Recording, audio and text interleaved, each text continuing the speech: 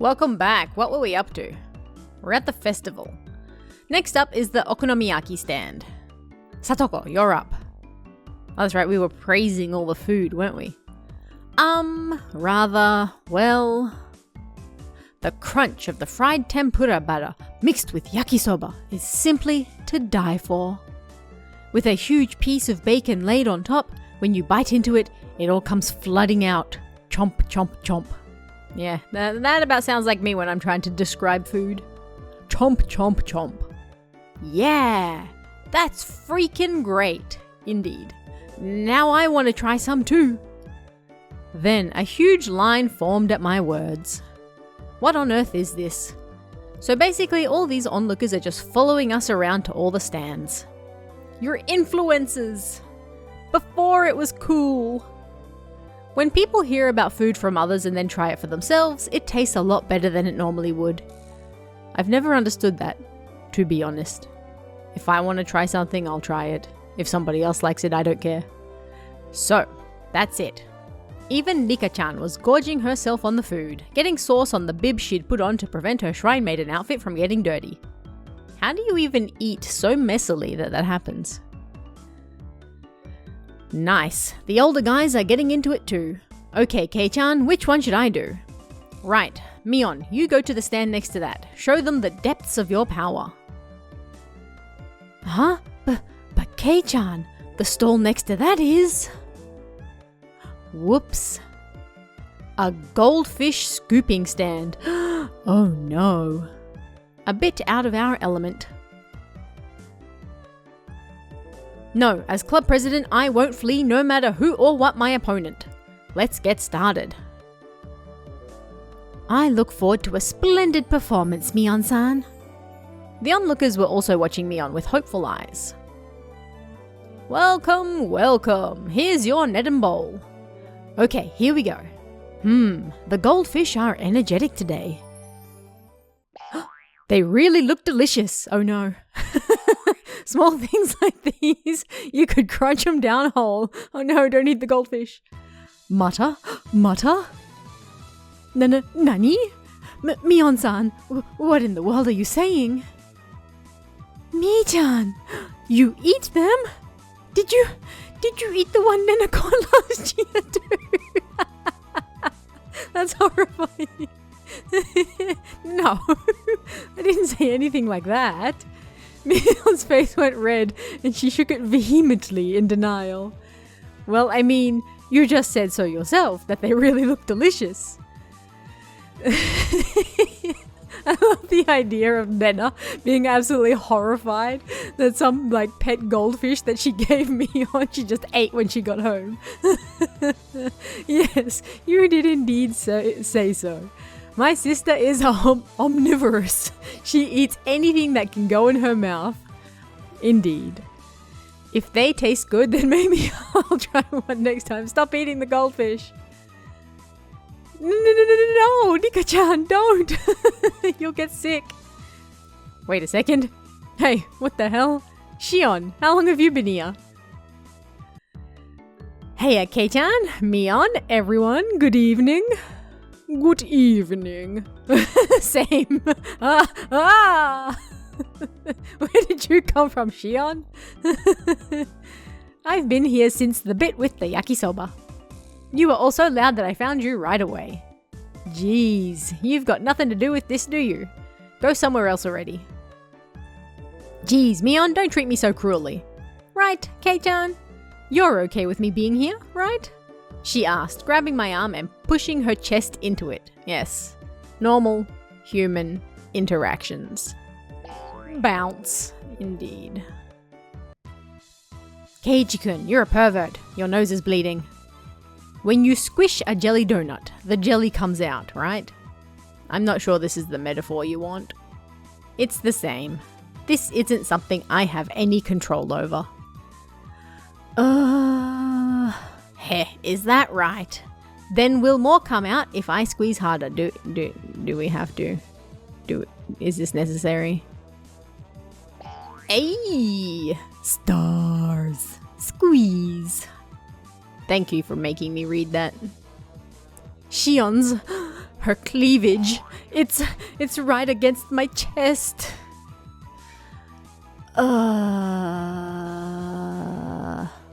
Yeah! Shion, what the heck are you trying to do? How vulgar. Yeah, you said it. I seem to have misjudged you. What about my flat chest, excuse me? Aren't these kids like 12? Oh no, absolutely not. Absolutely not. We're just going right over this. No, thank you. Absolutely not. Oh, Shion, Nika-chan and I, our faces now bruised, fell to the ground, limbs sprawled. Nice job, Nena. Yeah, wreck 'em. Everyone's so dirty. How? Nena punched me. It really hurts. Nika, you get what you deserve. Sheesh. Now that Shion was here, the energy around us had increased by 120%. Hoo ahahaha. Your friends are so much fun, Mion. I never get bored of them. Ugh, right. If you weren't here, it would be way more fun, you know. Ahahaha. I want to stay with you all, but if I continue seducing Kei-chan, my sister looks like she's literally going to bite my head off. So, I'll retreat for now. I'll be back. See you, Mion. Don't be back. Get the salt. Be gone, demon. Someone get the salt. After teasing her older sister so much, Shion ran away into the crowd of people and disappeared. Don't be back, get the salt. That's the best response. I feel that I have borne witness to a rare side of Mion-san. When Mi-chan is with Shi-chan, she looks kinda cute. Nena smiled happily, earning her a whack on the head from Mion. Don't say dumb stuff. Let's get to the next stand already. We went about just like that, really noisy and lively to the other stands. We were paying money towards the beginning, but midway through the guys running the shops thought we were just too funny, and we ended up being able to fool around without paying much more. I mean, sure. That's how these things work. Thump. The vigorous sound of a big taiko drum echoed through the air. Nika, it looks like it's time. Ah, yep, looks like it. Right, it's just about time for Nika-chan to appear in the offertory dance. I'm not sure how to say that. I'm a little nervous. Believe in yourself. All of your sweat will definitely amount to something, Nika-chan. Mion slapped hard on Nika-chan's back. That's right, you'll do fantastic, Nika. I'll do my best. Yeah, that's the spirit. I ball my hand into a fist and raise it into the air. I'm not gonna lie, I've never seen an actual human being do that. We're rooting for you, Nika-chan. Go for it, yay! Remember? Go for it, yay! Nika-chan gave the best smile I'd ever seen, then pivoted on her heel and ran off. Okay, we should get going too. Right, let's go cheer her on. You mustn't. You must keep silent during the performance. I got it, geez. I rubbed a hand through her hair. She was worried about her good friend up to the end.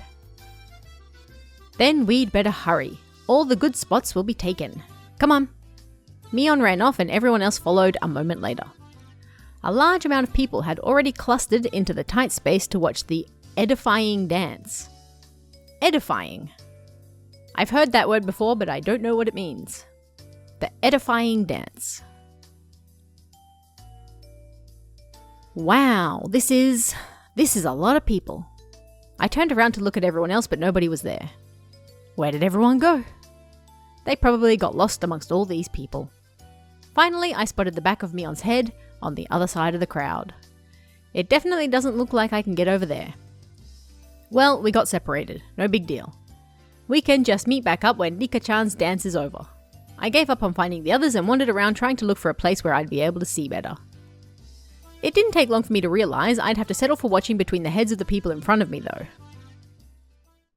Thump. Once again, an even louder taiko drum resounded. This one was to announce the beginning of the dance. I couldn't see very well, but it seemed like Nika-chan had come on stage with the elders, who were in priestly garb. I heard low exhalations of admiration, and the seniors rubbing their prayer beads in gratitude. Everyone's heads were in the way, and I couldn't see. It was really frustrating. We should have cut playtime short and come here to get good spots earlier. After Nika-chan intoned the prayer, she took the festival hoe and walked to the pile of quilts stacked on the altar. There's no way to talk about your mom. That's right. The point of the ceremony was to purify bedding and to hold a memorial service, wasn't it? Then the solemn offertory dance began. She had practiced using a mochi-pounding mallet. The awkwardly shaped festival hoe Nika-chan held seemed really heavy. There's no way to talk about your mom. Back and forth, up and down. It was doubtlessly difficult to even lift in the air, but she sweated and waved, raised and dropped it again and again. She couldn't just deal with it and do it grudgingly. As the shrine maiden, she needed to retain the dignity and solemnity, that word, present at this festival. There must be a ton of pressure on Nika-chan's shoulders right now. Damn, why am I cheering her on from a place I can barely see her? I'm her friend, so I should be right up at the best spot rooting for her. Meanwhile, Kei-chan over here, that was very abrupt. Someone tugged lightly on the back of my shirt collar. It was Shion. She beckoned me outside the crowded ring of people. She had a mischievous grin on her face, and I took it as her saying she knew a good place nobody else knew of. That was an awkward sentence. Shion, what's up? Shh, just be quiet and come with me. After she told me so, she ran in a big detour around the throng. Man, it's great to have someone who knows the lay of the land here at times like this. Impressed though I was, I nearly lost sight of her right away. No more getting separated for me. I ran after her so that I wouldn't be left behind. As I wondered in anticipation what kind of secret spot Shion had in mind, we left the crowd of people and went around to the back of the shrine grounds. Hey wait, where are we going? We're getting further and further away. Shh, just stay quiet and follow me. You'll understand soon. Shion gave me a wink that reminded me of Mion as she said that. Whoops, there go the alarms. No sign of people and not much moonlight. It was dark. We had gotten pretty far away from the crowd of people in the shrine grounds. How are we supposed to see Nika-chan's dance from here?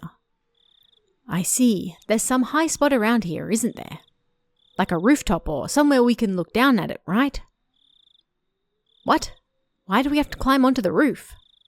Well, how else are we supposed to see Nika-chan's dance? Did you really want to see Nika-chama's dance? Nika-chama. Kei-chan, could it be that your strike zone is really low? I don't think we're understanding each other here. Weren't you going to show me somewhere I could see Nika-chan's dance from easily? What? Who made that promise? Yeah, what's going on? Why me? Why do I always misunderstand Shion? Is it my fault? No, it is the children who are wrong. Am I just reading the wrong things into it? Then why did you call me all the way out here? With an expression that indicated she wasn't fooling around, Shion pressed her index finger to my lips and said slowly and quietly, "This place is a dark, dead, empty spot, just like my heart. You can't see it from the festival grounds, and now a male and female of the same age are all alone together." Could this be? Shion, she's not planning something crazy again, is she? Shh, look over there. See? Shion whispered, pointing in the dark underbrush. And there we saw 2 figures, one male and one female. What's that? Is that? We're right at the scene of a rendezvous, of course. See, look closely. Can you tell who they are? I peered intently into the dark at Shion's suggestion. Oh, it's Tomitake-san and Takano-san. They're getting up to mischief. The two of them were clearly breathing quietly and glancing around to make sure nobody knew they were there as they crouched before the entrance to a wooden, storehouse-like building. Wait, Shion. Could this be what you wanted to show me? Kei-chan, you can see Rika-chama's dance any year, but you won't ever get another chance like this, okay? I had thought the Sonozaki sisters each had their own personalities, but at times like this they seemed all too similar. I'm going back. Don't call me for something like this again. If you move now, they'll see us. At our noisy argument, Takano-san suddenly turned around. Oh my, who might that be? We held our breaths and tried to wait it out, but it seemed like Takano-san was now acutely aware of our presence. Shion and I exchanged glances, then gave up and climbed out from behind the bush. Well, hello there. The moon sure is beautiful tonight, isn't it? My. If it isn't Shion-chan and Mayabara-kun. Good evening. Yes, the moon certainly is pretty. What's this? Keiji-kun, you sure are smart, you know that? Having a secret date in a place like this. Then I guess we accidentally interrupted something important. Ha. You're the ones who were meeting up secretly. No, you! Tomitake-san and Takano-san laughed to themselves, and it got on my nerves for some reason. Wait, so you two weren't having a little rendezvous then? Of course we weren't. Though I don't dislike that kind of romance. Hee. Unfortunately, this wasn't the location of a rendezvous either of you would want to see. Sorry for not living up to your expectations. Thanks for making it all really weird. If this wasn't a rendezvous, then what were you doing? Tomitake-san, were you messing around with the padlock on the door just now? Huh? After she said that, I looked at the two of them again, and I definitely saw it. They were hunched in front of a warehouse door, fiddling with a pretty heavy-looking padlock. Guess we've been found out, huh? We were trying to break into the warehouse. But don't tell anyone, all right? Don't tell anyone? Are you thieves or something? I demanded unthinkingly. Unthinkingly. Just because of how absently Tomitake-san was grinning. Nah, never. Thieves are people who steal things, right? It's not like we were trying to take anything out of here. I see. Then why are you trying to unlock the door? This is the forbidden storehouse for ritual tools. They say only the Furude family and a mere handful of others are allowed in. Forbidden storehouse. I took a few steps back at that and looked at the entire warehouse. It certainly looked like one, built removed from any signs of people, almost as if in secret. It was filthy, revealing how little it was ever opened. And it was built to be durable, giving it a strange, overpowering impression. Now that I looked at it more closely, it was certainly different than normal warehouses. This place, they're called ritual implements. Basically, this is a warehouse where they store such tools used in rituals. Well, more accurately, maybe it's a temple where the implements are enshrined. The ritual home, that's no way to speak about your mother, Rika-chan was using for the offertory dance was inside here until today. Of course, if anyone but the Furude family enters, they bring impurity into it, so absolutely no one is allowed a single step inside it. It's a sanctuary. Shouldn't we absolutely not be coming to a place like this then? However, Takano was wearing a childlike expression, an innocent smile at best, and a terribly cruel grin at worst. I told you I was researching Hinamizawa's folktales and legends out of an interest in them, didn't I? A lot of the answers to questions I'm curious about are hidden away inside here. I've waited all this time until today for this chance. A chance. Everybody's eyes were fixed on the dance at the shrine grounds today. This was the ultimate blind spot. Heh, I see. I didn't know you had lockpicking skills, Tomitake-san. Stop it. I don't want to be doing this, okay?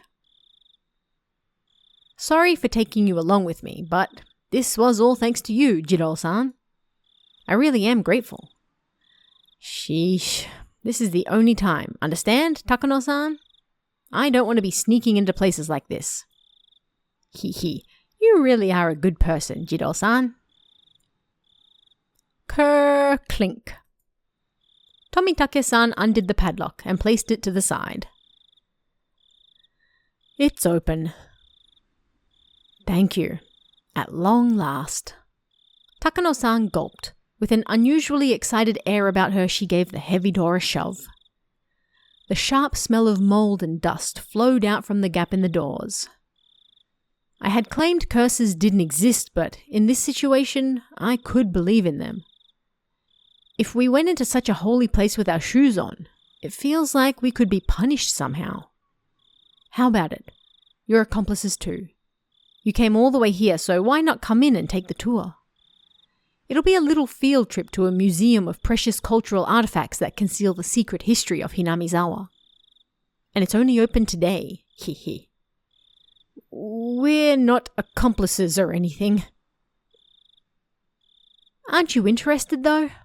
Come on, let's take a peek, Shion said, predictably, linking her arm with mine. But we definitely shouldn't be doing this. This is a holy warehouse, isn't it? You said ritual implements, right? I really feel like we shouldn't go in. I'm a part of the Sonozaki family, so I have a good guess as to what we'll find in there. But I want you to see it too, Kei-chan. You want to show something to me?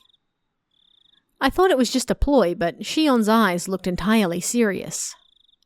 Of course, she was the sort who could lie with a straight face. Of course, I was an average boy too. My curiosity was at least twice that of a normal person. Sleeping, forbidden treasures, never to leave this warehouse. Chances like this don't come around too often. If I had to choose then, I want to see. Until the locked door is open though, I don't know about this. If you're not interested, Kei-chan, then you can leave now.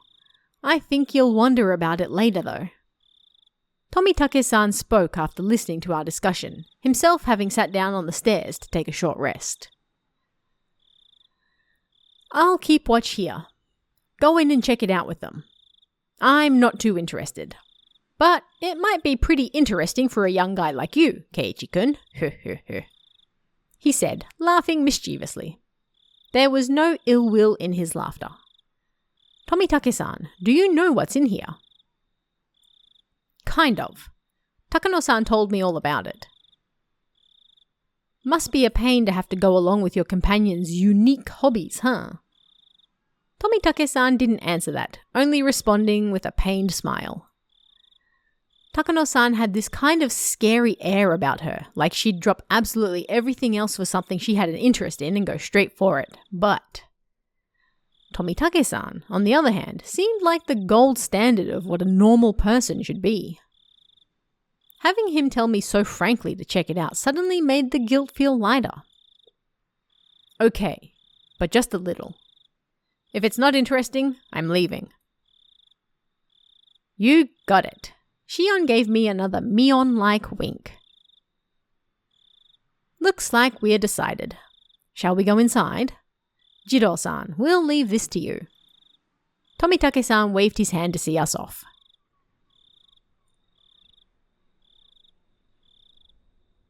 The inside was pitch black, but Takano-san turned on the battery-powered lantern she'd brought, revealing a pretty cramped front room. It's so dark in here. Everyone take care not to trip over anything. I appreciate the concern. Okay, doorman, keep a good watch. We're shutting the door now. Takano-san smiled spitefully, as if leaving Tomitake-san out of something fun, and began to close the door. Man. Alright, everyone have fun. There was a low, heavy and loud noise, and we were completely cut off from the outside world and covered in silent darkness. Takano-san's lantern was the only light we had. It'll be fine. It's an outdoor lantern with backup batteries inside. It won't go out or anything. Looks like Takano noticed my uneasy expression. I couldn't help but blush a little and avert my gaze. Deeper inside, there was a heavy and old but sturdy door with solemn decorations on it. It was the last door sealing away what was within. Strange how it has an antechamber, even though it's just a warehouse, isn't it? I believe it's set up this way so you can open one door One more time. I believe it's set up this way so that you open one door at a time, never letting the room with all the tools be seen from the outside. Takano-san explained this, awfully impressed by the construction. But still, it's really dark in here. Huh? That over there, I spotted a circuit breaker hanging from a clump of wiring clumsily attached to the wall. Oh, here. Isn't this the light switch or something? I flip the biggest switch I can find, and with a click, the pitch-black room was illuminated by an old bare light bulb. Everyone scrunched up their faces at the sudden strobe-like brightness. Don't! Before she even finished, Shion slapped my hand and flipped the switch back. There was another loud click, and the room returned to darkness with only the lantern for illumination. Ow! You can't, Kei-chan. We snuck in here, remember?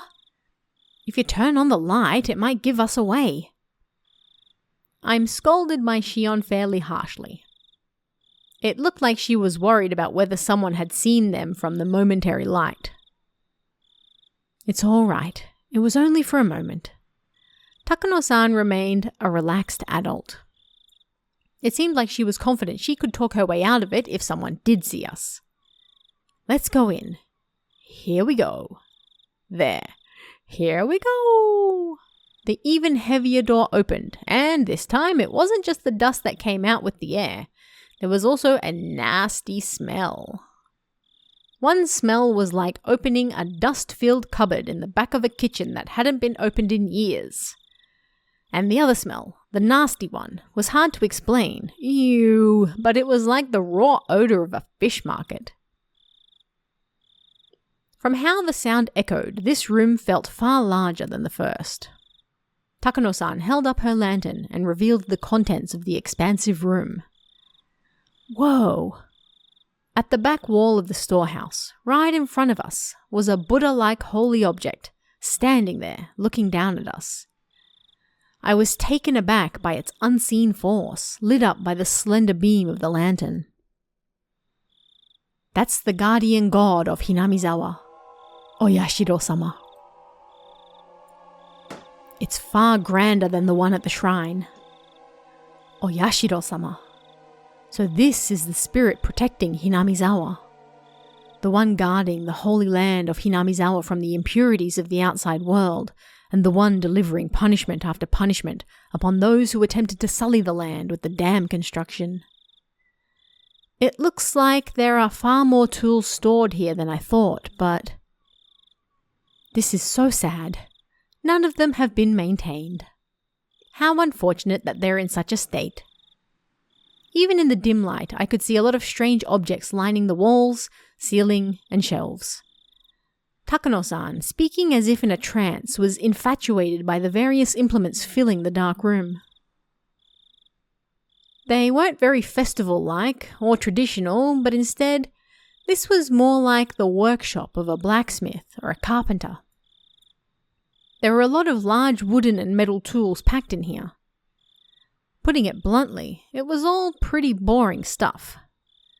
I'd imagined there would be more artistic things in here from the Heian period, but these are a far cry from being cultural artifacts. My expression betrayed my dashed hopes, and they caught on right away. Oh, is this not interesting for you? I'm not into literature or art, so I can look at this stuff, but I don't really understand its value. Keiichi-kun, you really do look like you don't get it. I guess that's only natural. Alright, we're actually going to end this episode here.